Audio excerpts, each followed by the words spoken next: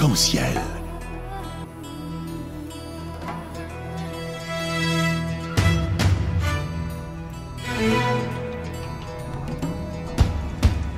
Arc-en-ciel, votre émission marocaine, chaque dimanche de 14 h à 15 h pour tout savoir sur le Maroc. Actualité, culture, économie, société et animation festive. Avec Abdelatif, Arc-en-ciel au cœur du Maroc. Mesdames et messieurs, retour. Et nous avons l'honneur de recevoir aujourd'hui M. Najib Azergui. Bonjour et bienvenue dans l'émission Arc-en-ciel. Bonjour Abdelatif et bonjour à tous les auditeurs de l'émission Arc-en-ciel. C'est un grand plaisir pour nous de vous avoir sur nos ondes. Il faut bien préciser à notre auditoire que M. Najib Azergui, président fondateur d'un mouvement politique français qui s'appelle l'Union des démocrates musulmans français. C'est un ingénieur, père de 3 enfants et comme ça a été annoncé, le mouvement, l'Union des démocrates musulmans français. Est-ce que les musulmans de France peuvent avoir un parti politique qui parlera d'eux sur un plan politique? Donc effectivement, moi je pense que vous avez effectivement brillamment exposé l'UDMF, donc l'Union des démocrates musulmans français.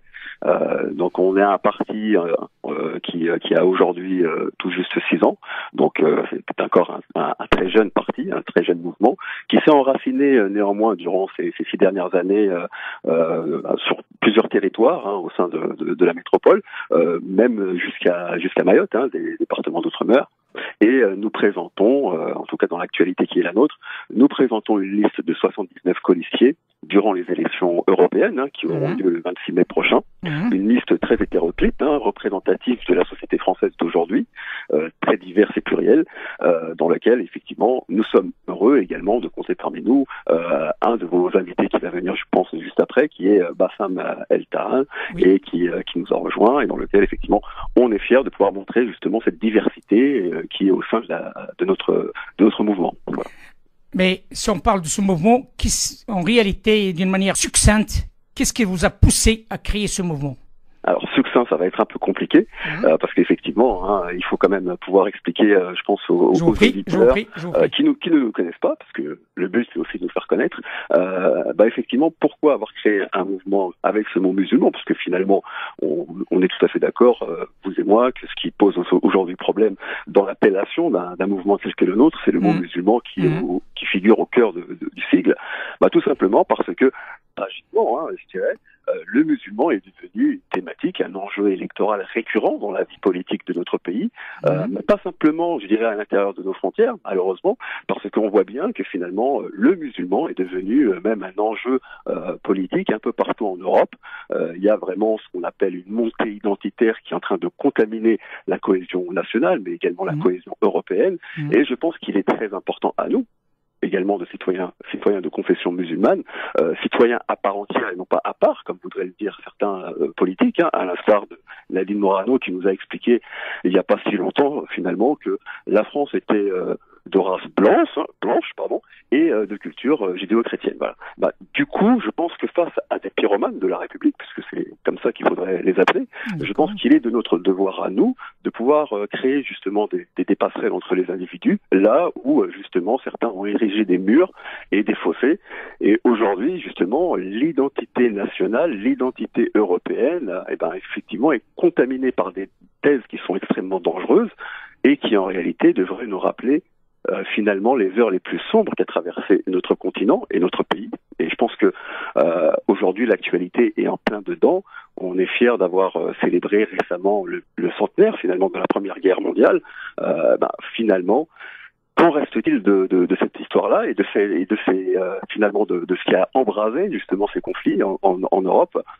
Je pense qu'on n'a pas forcément capitalisé sur ces dérives-là, et je pense qu'il est important de rappeler les êtres humains à la raison et de proposer justement un projet humaniste, mais surtout fédérateur, et qui finalement incarne le vivre ensemble, parce que à mon sens, le fait d'exclure des individus en fonction de leurs croyances, de leurs origines, avérées ou supposées, leur patronyme, le fait d'en faire effectivement même un projet politique, devrait en réalité nous faire tirer le système d'alarme et puis nous appeler justement à cette raison. Voilà. J'ai bien entendu ce que vous avez dit par rapport à vos motivations qui poussent à créer cette partie politique.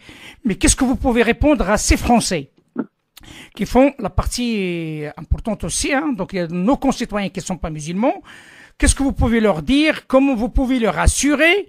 Et comment vous leur proposez votre parti politique en tant que moyen de trouver un terrain d'entente ou bien de solutionner ce qui est d'autres essayent de le rendre un problème soit politique, soit social? C'est une question effectivement majeure, et c'est très compliqué de pouvoir reprendre la parole après justement les thèses et les théories que nous a exposées M. Mohamed de Louis juste avant. Effectivement, je pense que on est en face d'un paradoxe terrible. On a le sentiment effectivement, et c'est pas simplement certaines personnes qui le disent, mais aujourd'hui nous avons des philosophes, nous avons des chroniqueurs, nous avons des intellectuels, bien entendu des présidents. Je parle de présidents de région, je parle de M. Wauquiez par exemple, ou bien d'Estrosi, ou bien d'autres députés qui aujourd'hui sont pignon sur rue. Je pense qu'effectivement, il est très compliqué dans des théories qui nous expliquent effectivement cette théorie du grand remplacement, donc des théories complotistes. Le fait de montrer le musulman comme l'ennemi éminent, l'ennemi, vous savez, l'ennemi de l'intérieur, donc la 5e colonne, qui devrait du coup rappeler à tout Français, en tout cas les cours qu'il aurait dû, en tout cas qu'il a eu, j'imagine, à l'école de la République. Je pense que face à tout ça, il est un peu évident, je le conçois tout à fait, que dans ce brouhaha intellectuel et médiatique, que finalement le Français, on va dire, qui n'est pas habitué peut-être à rencontrer ses concitoyens de confession musulmane, à pouvoir penser qu'effectivement en France il y a un danger rampant de l'islamisme et que finalement ce bloc compact que représenteraient les musulmans sont en train effectivement de vouloir finalement faire un grand remplacement en France, à savoir remplacer notre démocratie, notre République par la charia. Et justement, c'est important justement de prendre le lead, de prendre la parole et de pouvoir expliquer que les citoyens de confession musulmane, dans leur grande généralité, et je pense que ça, on est tous d'accord sur ce fait, sont parfaitement respectueux de leur pays. Avant tout, ils sont français, avant d'être peut-être d'origine marocaine, algérienne, tunisienne ou autre. Et je pense qu'il faut justement rassembler les êtres humains là où ils se trouvent, par rapport à une identité qui permettra de rassembler les individus au lieu de les diviser et de les stigmatiser et de les discriminer. Et de rappeler que justement les musulmans de France ont bien plus à offrir à leur pays que finalement une islamisation rampante de la société, comme on essaie de nous le montrer, aussi bien du côté de Houellebecq, du côté de Zemmour et des Finkielkraut, et j'en passe et des meilleurs. Donc effectivement, je pense que face à cette confusion intellectuelle médiatique, il est important pour nous, qui sommes finalement les victimes de ce procédé, de prendre le lead et la parole pour pouvoir simplement rassembler les êtres humains, les Français, et les Européens, parce que rappelons également la devise de l'Europe, qui est quand même unie dans la diversité, et nous, notre slogan est « La diversité est un trésor ». Voilà, tout simplement, donc pour rassembler un peu tout le monde. Est-ce que selon vous, la question de l'islam en France, c'est une question politique? Alors, c'est pas forcément l'islam en tant que tel, mais je pense que le musulman, oui, effectivement, il a été instrumentalisé, et cela depuis quelques années, malheureusement maintenant. Il suffit de regarder toutes les élections vraiment majeures dans notre pays, depuis les régionales de 2004 jusqu'aux dernières élections présidentielles, je pense que toutes ces élections-là ont eu comme thématique et comme vraiment débat au cœur de leurs préoccupations, vraiment cette question du musulman, notamment en France, de ces dérives qui probablement existent mais qui sont extrêmement marginales, afin finalement, vous savez, cette stratégie qui consiste à parler d'un phénomène pour éviter de se justifier sur les vraies problématiques dans lesquelles, malheureusement, l'ensemble du peuple de France est réuni et à égalité. Je parle de l'économie, je parle de l'écologie, je parle de l'éducation, je parle de logement et de la santé, je parle de nos services publics. Et regardez, aujourd'hui, nous avons des gilets jaunes qui se rassemblent régulièrement en France et qui nous expliquent ces vraies discriminations, ces vraies inégalités, ces vraies injustices qui devraient être normalement au cœur des préoccupations de nos politiques. Et forte malheureusement est de constater que le sujet numéro 1 de la grande partie de la classe politique et de toute catégorie confondue, a été quand même de se focaliser sur quelques dérives effectivement communautaires, identitaires, issues effectivement de la communauté musulmane. Ce qui est quand même, encore une fois, une stratégie qui n'est pas malheureusement récente, qui vieille malheureusement comme le monde, et à nous, encore une fois, et c'est là mon discours, d'en appeler à la raison, bien entendu, et encore une fois, au fondement et aux principes républicains, parce que finalement c'est ce qui est menacé aujourd'hui. Je veux dire, le pacte républicain, donc le fait de parler d'une école de la méritocratie, de l'égalité, le fait de montrer qu'effectivement on est dans un pays où, quelles que soient ses convictions religieuses et politiques, eh bien on ne sera pas discriminé, mis à l'index. Et finalement, vous le constatez probablement, on en est encore loin et on régresse d'année en année avec un discours vraiment très civilisationnel, qui devrait nous rappeler justement l'époque post-coloniale.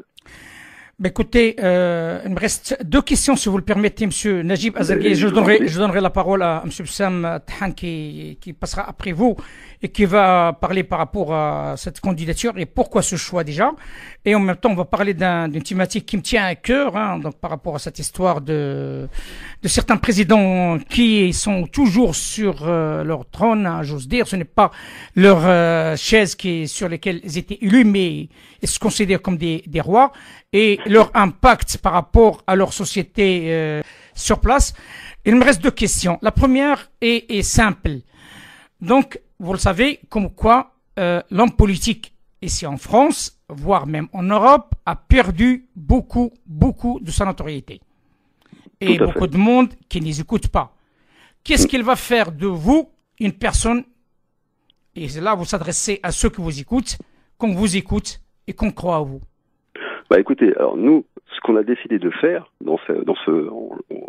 pour répéter un peu ce brouhaha intellectuel, mais pas simplement, je pense qu'il y a une perte de valeur un peu partout, y compris dans le champ politique, et on n'a qu'à voir justement toutes les affaires ces dernières années aux hommes politiques qui ont été entrompés. Je suis d'accord avec vous, mais maintenant vous s'adressez à ces gens-là vous-même, M. Azergui. Tout à fait. Qu'est-ce que vous pouvez leur dire ou proposer d'une manière concrète, ce début programme ou un programme, pourquoi pas? Bien sûr, voilà, exactement. Voilà ce qu'on souhaite faire afin que ces gens-là sachent comme quoi il y a encore des jeunes politiques à qui on peut faire confiance. Exactement. Effectivement, j'en venais justement là-dessus. Je pense que nous, notre mission première, elle est effectivement d'amener de l'éthique en politique, là où justement, vous l'avez entendu, la plupart du temps, lorsqu'on parle de moraliser ne serait-ce que le système capitaliste financier, lorsqu'on voudrait justement parler sur les différents traités qu'il y a au sein de l'Union européenne, lorsqu'on parle justement d'évasion fiscale, à chaque fois lorsqu'on veut amener justement de l'éthique dans ces conditions-là, souvent on parle du fait que effectivement c'est légal, mais ce n'est pas moral. Et je pense que c'est ça qu'il faut commencer par condamner. Je pense que avant tout, au-delà des intérêts des différents lobbyistes qui gangrènent malheureusement la société aujourd'hui, je pense que avant tout, si on parle de l'environnement, qui devrait être, à mon sens, encore une fois, la priorité dans nos engagements, il n'y a aucun texte fondateur qui parlerait effectivement de la protection de la nature et de la terre. Et ce qui est assez incroyable quand même quand on y pense.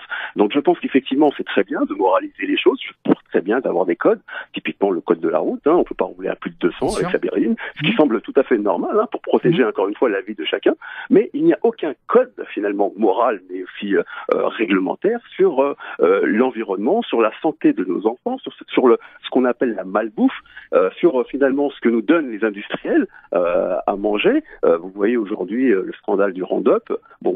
Tout ce genre de choses fait que effectivement on peine à croire finalement en l'intégrité de nos hommes politiques qui vont décider justement de l'avenir de demain. Et je pense que si on n'y prend pas conscience aujourd'hui, nos enfants, à raison, pourront nous en vouloir et nous dire que nous avons été extrêmement laxistes finalement face au devenir de l'être humain. Et donc c'est pour ça que ce volet économique et écologique, également écologique, effectivement, il doit être au cœur de notre préoccupation et voilà pourquoi nous, le fait de dire que nous allons amener de l'éthique en politique, ça prend du sens. Et la majorité des personnes qui sont aujourd'hui dans le mouvement UDMF sont des citoyens donc à part entière, issus de la société civile, des intellectuels à l'instar de M. Bassam, qui ne le font pas pour un plan de carrière, parce que sinon je pense qu'on aurait été du côté du Parti socialiste, voire du Parti communiste, voire de la République en marche. Soit on ne l'a pas fait, pour ces raisons-là, justement, pour le fait que, premièrement, on est face finalement à un plafond de verre, ça c'est la première discrimination qu'on va rencontrer. La deuxième, c'est que notre parole ne sera pas entendue et que finalement, le fait de servir encore une fois d'arabe de service, je pense que ça ne nous concerne pas. Et je pense que chacun d'entre nous s'épanouit déjà professionnellement dans sa vie justement professionnelle. Et donc, on ne recherche qu'une chose, c'est qu'on a bien conscience que les choses se passent très mal dans notre pays et aussi dans justement, c'est la deuxième question qui me reste avec vous avant de passer à M. Bessam. Qu'est-ce que vous en pensez de l'actualité politique française et notamment cette affaire du Gilet jaune qui prend de l'ampleur depuis un certain temps? Certes, c'est lié à le nombre de participants a baissé, mais les revendications sont là et les déroutes aussi sont là d'un côté comme d'un autre. Qu'est-ce que vous en pensez en tant qu'homme politique? Écoutez, je pense que c'est une bonne chose dans l'absolu de pouvoir voir qu'une certaine France commence à se réveiller sur certaines inégalités, sur certaines discriminations, et encore une fois sur certains amalgames. Vous savez, on a depuis le début du mouvement, beaucoup assimilé les gilets jaunes aux casseurs, ainsi de suite. Et puis, on a pris conscience vraiment d'une autre réalité qui a été jusqu'à présent tabou, qui est ces violences policières qu'on essaye de canaliser, de ne pas trop montrer en épingle. Et tout ça, effectivement, je pense que d'abord des citoyens comme moi, pour beaucoup, ça a été effectivement leur quotidien. Donc les discriminations, les inégalités, les violences policières, mais surtout les amalgames et les raccourcis, le fait de montrer que tout. Et qu'est-ce que vous pouvez dire à ceux qui suivent l'actualité? Ça ne reste que samedi dernier, qu'hier, l'attaque a été faite contre le philosophe français. Exactement. Et les certains, d'autres parlent de l'antisémitisme, d'autres parlent aussi. Il y a quelques islamophobes à l'intérieur de ce mouvement. Et de la récupération aussi par le Rassemblement, la récupération par les gauchistes. Et qu'est-ce que vous pouvez dire, qu'est-ce que vous pouvez répondre surtout à ces attaques qui touchent la société et les composantes de la société française? Oui, tout à fait. Alors, effectivement, c'est difficile de synthétiser tout ça, mais effectivement, les récupérations, à partir du moment où une proposition prend de l'écho au sein de la société, tout le monde va essayer de grappiller un petit peu son petit morceau pour lui. Donc, qu'il soit contaminé par l'extrême droite, qui aujourd'hui, malheureusement, donne un peu la tendance, aussi bien au niveau des médias que au niveau du terrain politique, c'est une réalité.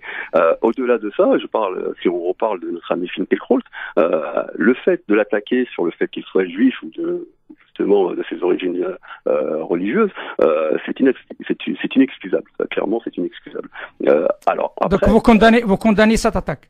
Alors, le fait de condamner les attaques antisémites, effectivement, ça c'est un devoir, je pense, qui incombe à tout citoyen doué de raison. Après, les positions, effectivement, qu'amène. Donc, si on sépare sa confession avérée ou supposée. Mais si on s'attaque effectivement à l'homme, à l'intellectuel, au philosophe qui est censé éclairer la société française, mais qui malheureusement ces dernières années n'a fait que justement amener une certaine un certain obscurantisme finalement dans l'inconscient collectif, effectivement on a le droit de s'opposer à des individus de ce type-là, mais de façon complètement raisonnée et non pas de façon assez bestiale. Mais après, effectivement, les dérives populaires, vous savez, c'est pas moi qui va vous l'apprendre, les dérives qu'on rencontre dans certains rassemblements, dans certains ronds-points, vous avez probablement entendu tous ces migrants qui ont été pris en chasse par des gilets jaunes et qui ont été donnés à la gendarmerie, des gilets jaunes qui militent pour leur liberté et qui vont conduire des êtres humains justement en prison, c'est quand même assez aberrant, mais ça montre aussi finalement la composante de la société et de certaines dérives populaires que l'on rencontre partout. Malheureusement, c'est pas quelque chose qui doit nous surprendre aujourd'hui. Monsieur Najib Azergui, le président fondateur de l'Union des démocrates musulmans français, je vous dis merci infiniment de cet éclairage, voilà intéressant, et je vous dis à très bientôt. Avec plaisir. À très bientôt, monsieur. Au revoir.